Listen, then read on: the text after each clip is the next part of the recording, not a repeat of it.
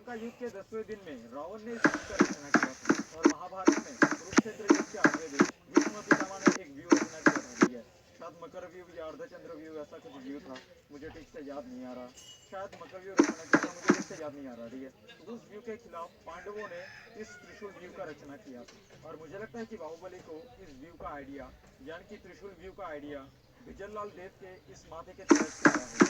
ऐसा मेरा मानना है, बाकी आपकी क्या राय है मुझे कमेंट सेक्शन में जरूर बताना।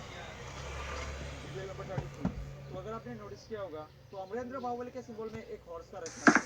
वह आपका क्यों है, इसलिए मैंने इंटरनेट पे बहुत सारा रिसर्च किया और फिर रेडिट में मुझे दो रीजन मिले इसके ऊपर। ठीक है, दो थ्योरीज मिले। जो पहला थ्योरी ये है, जो पहले के जमाने में जो योद्धा और राजा थे वो देश विदेशों में घूम के खबर रखता था और उसके साथ एकमात्र साथी उसका हॉर्स ही होता है। हॉर्स के ऊपर वो कम्प्लीटली डिपेंडेंट था। तो जो सच्चा योद्धा होता है उनका फेवरेट जानवर घोड़ा होता है, इसलिए अमरेंद्र बाहुबली के सिंबल में घोड़ा था। वेल, ये तो था पहली थ्योरी। अब जो दूसरी थ्योरी है वो ये है कि इस मूवी के जो राइटर है जो कि एस एस राजामौली, उनके फेवरेट एनिमल में से हॉर्स भी आता है और उनके ज्यादातर मूवीज में आप हॉर्स को नोटिस कर सकते हो, जैसे कि मगधीरा, RRR और बाहुबली। और अमरेंद्र बाहुबली का जो कैरेक्टर था वो राजामौली के इंपॉर्टेंट कैरेक्टर में से एक है, तो इसलिए शायद उनके सिंबल में राजामौली का फेवरेट एनिमल ऐड था। अब ये दो थ्योरी किस हद तक सच है मुझे नहीं पता। आप मुझे कमेंट सेक्शन में बताना है कि दोनों में से आपको कौन सा पसंद आया। मुझे एग्जैक्टली नहीं पता कि हॉर्स ही क्यों होता है, मेरा काम था आपको बताना और मैंने बताया। एंड गाइस, ये जो जगह है जिसका नाम था सिंगापुरम, ये एक्चुअली यही जगह था जहाँ पर चोर डकैत ये सब जाकर छुपते हैं। और गाइस, मेरे वीडियो का जो बैकग्राउंड म्यूजिक है वो एक्चुअली प्रोजेक्ट IGI का म्यूजिक है। बस IGI माय फेवरेट गेम। तो आप डायरेक्टली गेम से उठा के मत देखना, आपको स्ट्राइक मिल जाएगा।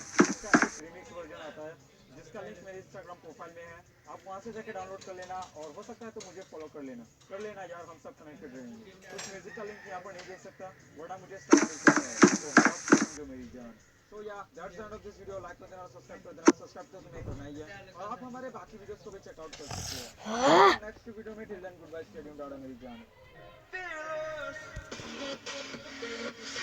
Wah!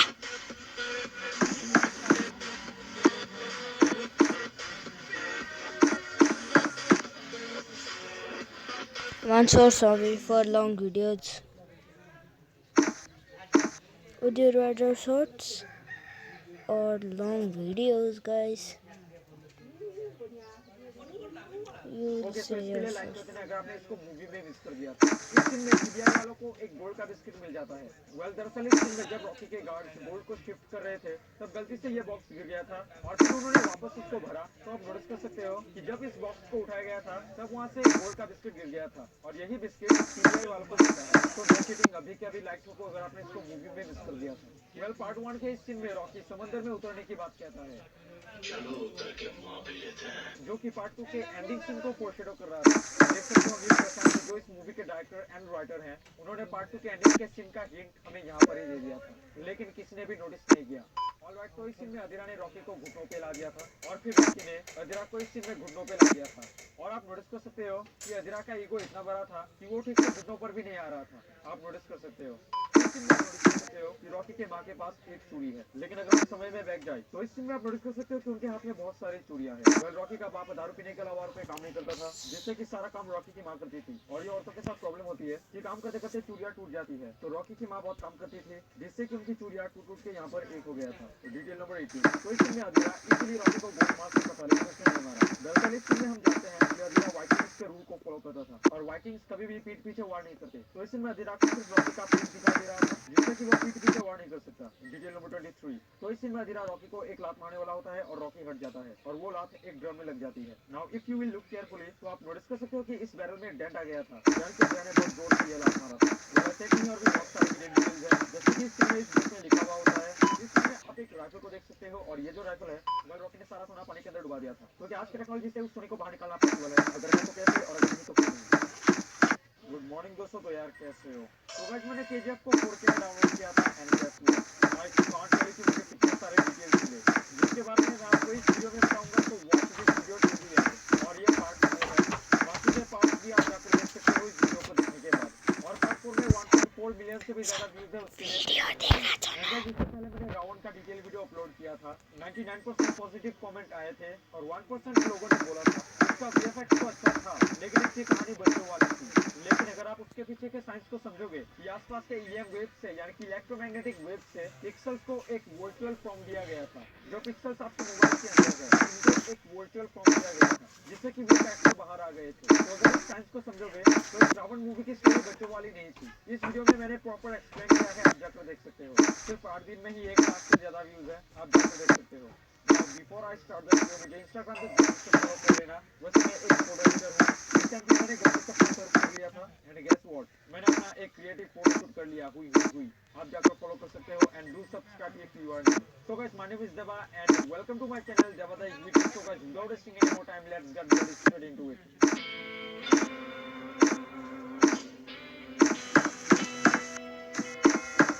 Okay, so detail number 1, जब रॉकी की माँ रॉकी को कुछ कहानी बोल रही थी तब आप यहाँ पर ईयर को नोटिस कर सकते हो जो है 1955। और अगर आपको याद है तो हमारे रॉकी भाई 1951 में पैदा हुए थे। और ये 19 यानी कि इस सीन में रॉकी का एज 4 साल होता है। डिटेल नंबर 2, अगेन इस सीन में रॉकी की माँ कहती है मतलब रॉकी के माँ को भी सोना पसंद था और इसका रिंग इसके नाम से रिंग से पता लगा सकते हैं और मुझे लगता है कि ये रिंग सोने का है। इस सीन में बैकग्राउंड में आप रॉकी के फादर को भी नोटिस कर सकते हो और मुझे नहीं लगता कि आपने इस चीज को कभी भी नोटिस किया होगा। बढ़ते हैं अगले डिटेल की तरफ।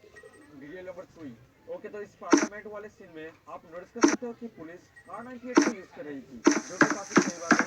70s या 90s में दिल्ली के पुलिसों का ये मेन वेपन होता था जो है कार 98। और इस कार 98 को हमने पबजी और RRR में भी देखा है। इसको मैंने RRR के डिटेल वीडियो में बताया था। घोड़ा में एक नंबर का बाबू दूंगा।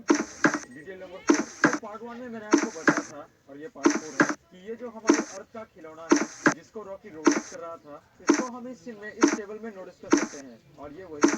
आई मीन ये वही खिलौना है। रॉकी ने इस चीज को छुआ था और मिस्टर आनंद निगलगी ने इसको संभाल के रखा था। लेकिन शायद आपने नोटिस किया होगा इस रूम में मतलब जो आनंद निगलगी का जो रूम था वहाँ यहाँ पर हम केजीएफ के मैप को नोटिस कर सकते हैं और ये वही मैप है जिसको हमने पार्ट 1 में देखा था जब रॉकी मेंटेनेंस रूम के अंदर घुसा था। डिटेल नंबर 5, तो इस खुदाई वाले सीन में मतलब जब रॉकी की मूर्ति की खुदाई चल रही थी तब यहाँ पर ये जो ट्रेन का जल्दी था यहाँ पर आप एक मोबाइल नंबर को नोटिस कर सकते हो 9448018970। तो जब मैंने इसको कॉल किया और देखो मुझे क्या मिला, आप जिस नंबर पर कॉल कर रहे हैं वो अस्थायी रूप से सेवा में नहीं है। मतलब कमाल है यार, मतलब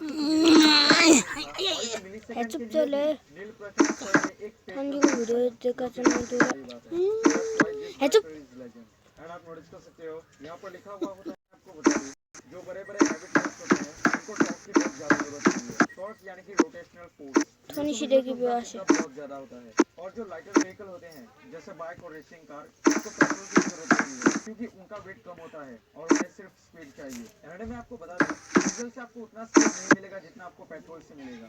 डिटेल नंबर 6, और इस में इनको बाद में केजीएफ चैप्टर 2 का बुक मिल जाता है लेकिन इस बुक को आप पहले से इस सीन में यहाँ पर नोटिस कर सकते हो। नोटिस कर सकते हो कि इसको इतना नॉर्मली लिखा हुआ है। वाले लोगों ने सोचा था कि सर चैप्टर 2 के बुक को बहुत छुपा के रखा है लेकिन ये बुक काफी नॉर्मल जगह रखी हुई होती है इसलिए इनको इतना टाइम लग गया था इस बुक को ढूंढने में। डिटेल नंबर 7, तो इस सीन में जब उनको फाइनली चैप्टर 2 का बुक मिल जाता है तब उसके ऊपर एक बुक होता है जहाँ पर शायद क्रिमिनल जर्नी बोल के लिखा हुआ होता है और ये पोस्ट कर रहा था रॉकी के क्रिमिनल जर्नी पे क्योंकि शायद ही आपने नोटिस किया होगा इस पूरे चैप्टर 2 में रॉकी एक क्रिमिनल होता है क्योंकि चैप्टर 2 के पूरे स्टोरी में वो केजीएफ का लीडर होता है जो इलीगल माइनिंग चला रहा था। तो हो गया ना क्रिमिनल।